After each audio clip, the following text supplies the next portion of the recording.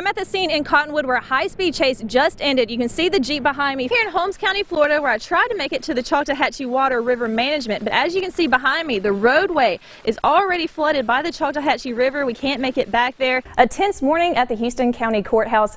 Good evening and thanks for joining us for News 18 at 10. I'm here at the Highland Oaks Golf Course where major renovations will soon be underway to improve the quality of the courses. So if you're looking to play around on Marshwood 9, then you may have to wait till after the summer. It's amazing that it came from like a tropical depression into a catastrophic event, and of course, it hit those warm waters, and you only need about 80-degree temperatures to really help when these things intensify. This is about as dry as it's going to get, though. We are going to deal with some heavy rain as we go later into the day as Alberto starts to make landfall. As you can see, traffic pretty light as of right now, but we're also expecting some traffic to pick up later this afternoon as beachgoers head back north from their Memorial Day weekend. If you're interested in legs or any of the kittens or dogs at the Dothan Animal Shelter, you can call the number at the bottom of your screen. You can see that there is food on the shelves, but also some blank spots as well where they're still in dire need of donations. Now today is shipment day, so that's why there's food on the shelves right now. But by Friday, all of this will probably be empty again. Now I checked the National Weather Service earlier, and the river is currently at 93.7, still well below the problem area of 106. That mobile home has been flipped completely off of the foundation. You can also see on that front porch, I'll move out of the way so you can see it real quick, a bucket that was not moved at all by the storm or those damaging winds there, but the mobile home completely flipped and destroyed. Now 2 people were in this mobile home when it flipped, but thankfully no one was taken to the hospital. Like y'all had a lot of fun. We did, and it is free. Of course you can make a donation there, but it's free to drive through, and they start putting that up in September. I know, that's so impressive. A lot of work, but it is impressive. You also get to see our mini outfit changes during the show. But hey, in news from around the Southeast, a North Carolina Christmas tree farmer.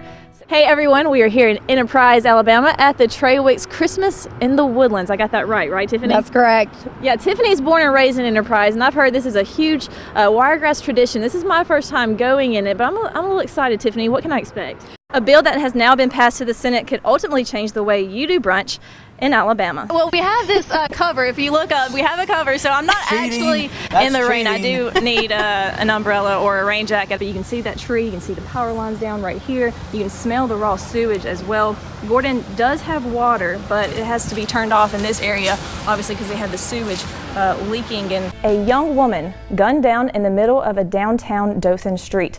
The path to justice for her death was through Houston County Courtroom this afternoon. So this morning, go ahead and go to the grocery store, go get your batteries, candles in case the power goes out, because we are probably going to see some widespread power outages, especially in Houston County and then of course south of Houston County in the Florida Panhandle. And we're back with Denise from the Dothan Animal Shelter, and y'all, I know there's somebody out there who wants these little guys. Look how cute they are. According to Miss Lozer, the last time she saw the necklace was on March 27th when she was running errands all through the city of Progress. And the man, the myth, and the legend joins us with sports. Mike, what's the latest? Oh boy, I don't know. Can you give us a little G-rated version? A G-rated version? Well, I don't usually like to go into character more. Jameson, get over and sit down and hush! Balin, Mama's trying to do an interview. Hush your mouth! I'm totally here for moral support. Oh, she's going in. I'm gonna be here at the finish line, cheering y'all on. I think I see Freddy Cougar. But anyway.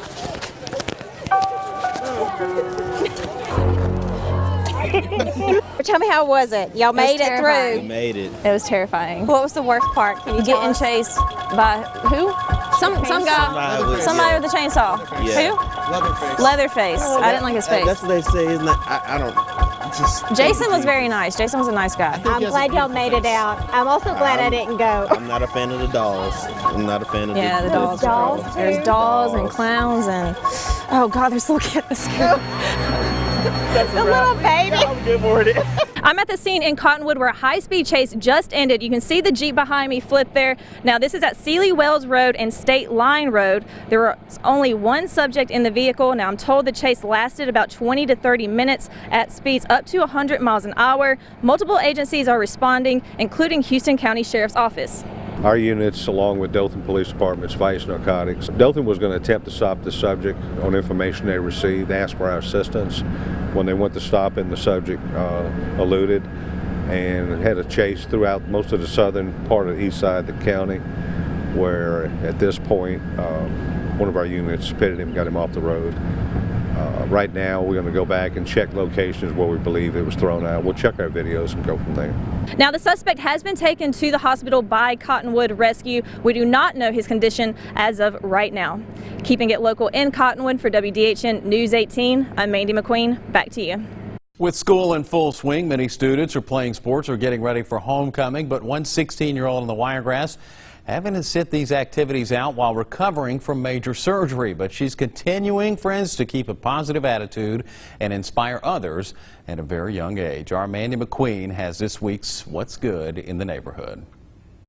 In 6th grade, I was doing a physical, and I had to bend down to do it, and they felt my back. And he asked me, he was like, did you know you had scoliosis? I was like, no, and I didn't know what that was. Grace Williams' spinal curve was at 36%, and at one point it was at 50%. In 2016, it was discovered that she would need surgery, which would involve a year-long recovery process. It did break my heart to start with for her. We knew how much she enjoyed being with her friends, she enjoys being around people, and she loves playing sports. On June 13th, 2016, 2 rods were inserted into Grace's back, along with a number of screws in her spine.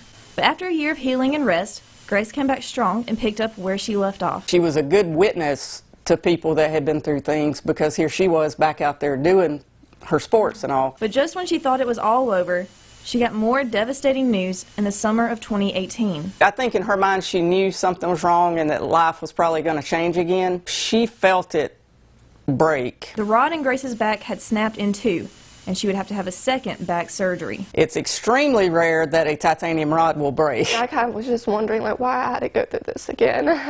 But even through the tough times, Grace remained positive, and her motto, God has this, is my saying. You know, I asked him, am I going to miss out on my sports and everything? He was like, yeah, and I started tearing up, and I looked over at my mom, and she was just bawling her eyes out, and I was like, Mom, God has this. Now Grace is currently in her 2nd year of recovery, and her message, I just want people to know that it's okay to not be okay, and you can be happy even if you're going through pain. She, you know, is constantly encouraging people. I've told her that she's got a witness. He has given her a testimony in her young life already. And Grace's encouragement and resilience is what's good in the neighborhood. Keeping it local in Dothan, Mandy McQueen, WDHN News 18.